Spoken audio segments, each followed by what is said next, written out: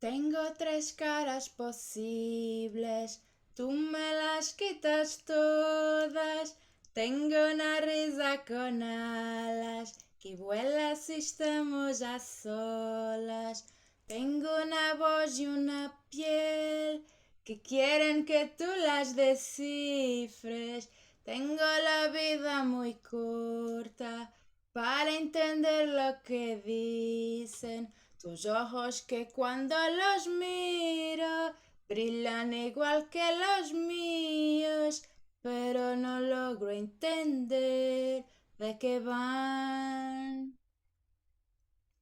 Pero si un día tú me encuentras y ahora piensas diferente, te guardo un poquito de fe para abrir los ojos y verte. Chuchuchuru, churururu, churuturu, chutururu, na, na, na, na. Mis ojos, mi amor y mi almohada.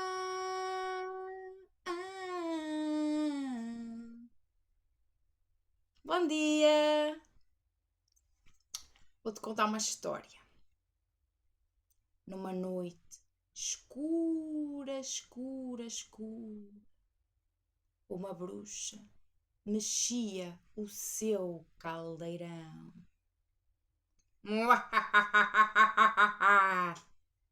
Até que pegou numa faca para barrar a manteiga no pão.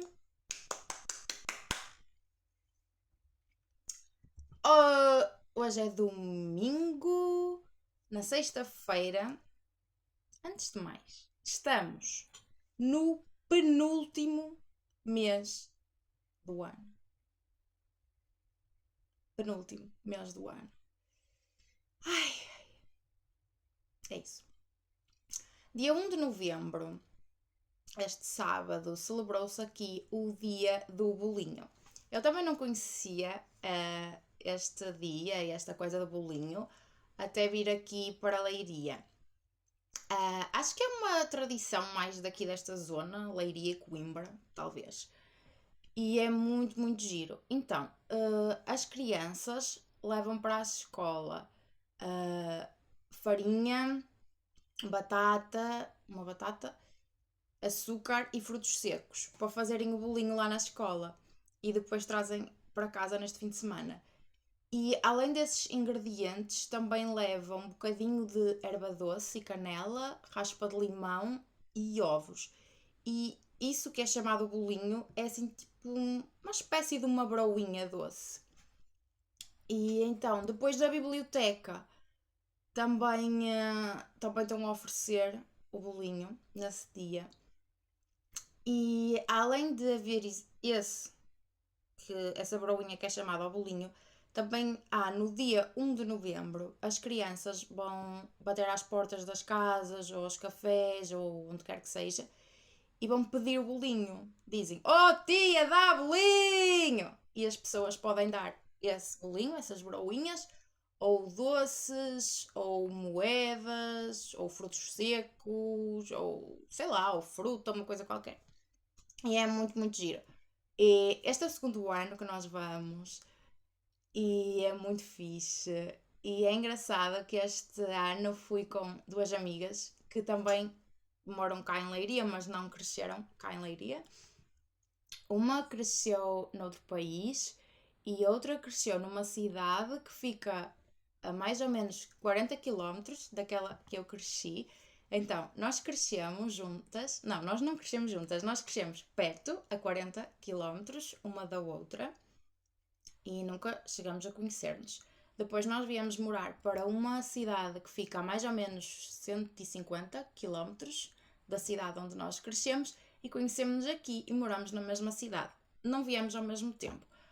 Mas eu acho sempre muito interessante estas voltas. E isso faz-me pensar que eu gosto muito de morar num país pequeno. E ao mesmo tempo acho que que digo isso porque moro aqui, mas talvez se eu tivesse sempre morado num país grande, eu iria dizer que gostava muito de viver num país grande, por outras condições que eu não conheço por não estar lá. Não.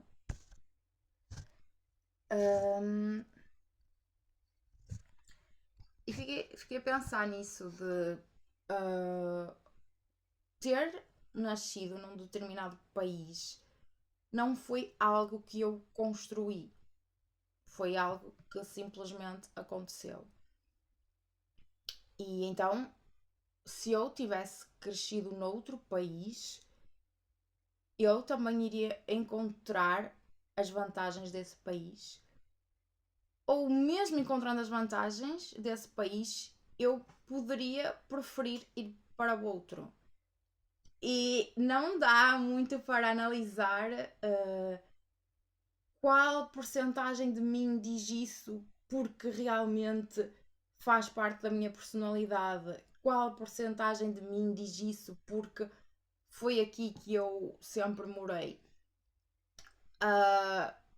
E é interessante, não consigo analisar bem essa questão, nem consigo saber como teria sido se a minha vida tivesse sido diferente. Consigo imaginar, consigo mais ou menos pôr-me ali, mas sempre de forma um pouco redutora. E então vir para cá, para a Leiria, por exemplo, foi algo que eu construí. Foi algo que eu, e só eu, decidi, algo que eu escolhi e foi a cidade que eu senti. Então isso já tem uma tonalidade diferente. Outra coisa que também te queria contar, eu agora adquiri um novo hábito relacionado com a leitura. Eu antes acabava de ler um livro, só quando acabava esse é que começava o outro. Agora já não faço isso, agora eu começo a ler outro quando me faltam para aí umas 30, 40 páginas para acabar o que eu estou a ler.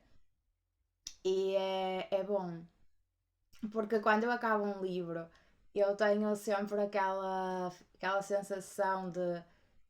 Ou seja, eu tive aquele tempo a acompanhar aquelas vidas, a fazer parte do desenrolar daquela história e depois acaba e fica assim meio. Ok, já não os vou acompanhar mais, já não vou estar mais aqui dentro.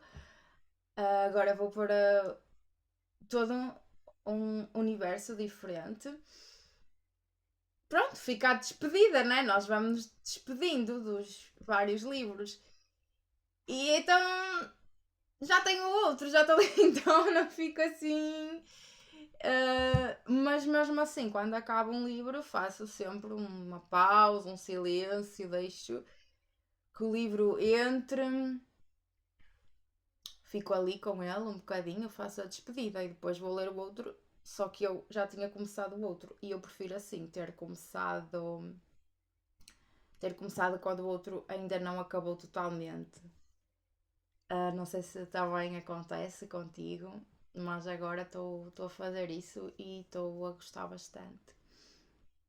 E sobre essa questão das histórias, da importância de acompanharmos histórias, ou seja, da leitura, é que assim, nós quando estamos a ler um bom livro, quando estamos a acompanhar uma boa história, além da história nos estar a fazer companhia e nós estarmos a fazer companhia à história e estar a haver ali um convívio, aquilo amplia-nos muito a nossa visão. Porque mesmo que a nossa vida seja muito preenchida, mesmo que nós tenhamos contacto com muitas pessoas diferentes, e isso acaba por ser sempre um pouco limitado. Nós não conseguimos atingir, ou seja, aquilo que nós vamos viver é uma minúscula partezinha da imensidão que é o mundo. Por mais que a nossa vida seja preenchida, vai sempre ser só um bocadinho. Um bocadinhozinho, sabes?